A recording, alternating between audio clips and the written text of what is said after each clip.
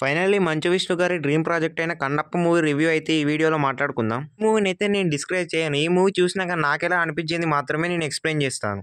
ఈ movie story basic story విషయానికి వస్తే, ఇక క్యారెక్టర్ విషయానికి వస్తే తిన్నడు అతను ఒక దేవుణ్ణి నమ్మని క్యారెక్టర్. అసలు ఈ తిన్నడు కన్నప్పగా ఎలా మారాడు అనేది మూవీ చూసి తెలుసుకోవచ్చు. సినిమా ఫస్ట్ హాఫ్ కూడా మనని స్టోరీలోకి తీసుకెళ్తారు భయ్య.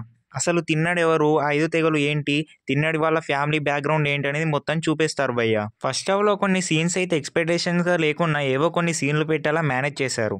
సెకండ్ హాఫ్ లోనే అసలు స్టోరీ ఉంటుంది. ప్రభాస్ ఎంట్రీ అయినా అసలు సీక్వెన్స్ ఏంటి అనేది మొత్తం సెకండ్ హాఫ్ లోనే తెలుస్తుంది మనకు. అసలు దేవుని నమ్మని తిన్నాడు కన్నప్పగా ఎలా ట్రాన్స్ఫర్మేషన్ అయ్యేది అనేది ఫుల్ స్టోరీగా ఉంటుంది. సెకండ్ హాఫ్ లోని లాస్ట్ 1 hour లో చూపిస్తారన్నమాట. ఇది సినిమా స్టోరీ ఇలా ఉంటుంది. ఇక మూవీ గురించి మాట్లాడుకున్నట్టయితే ఫస్ట్ హాఫ్ అయితే క్యారెక్టర్లని చూపించే వరకే టైం అయిపోతుంది. సెకండ్ హాఫ్ లో మెయిన్ స్టోరీ అయితే స్టార్ట్ అవుతుంది. సెకండ్ హాఫ్ లో మెయిన్ స్టోరీ మొదలయ్యాక ప్రభాస్ వచ్చిన తర్వాత స్టోరీ అయితే మామూలుగా ఉండదు ఫ్రెండ్స్. ఓవరాల్ రివ్యూ చూసుకున్నట్టయితే ప్రభాస్ అయితే కొంచెం సినిమాలు లేపాడు భయ్య. ఆ ఫ్యాన్సీ కూడా నచ్చుతుంది. కొంచెం కొత్త క్యారెక్టర్ కదా ప్రభాస్ గారిని అందులో చూడడం చాలా బాగా అనిపించింది నాకైతే. Thank you.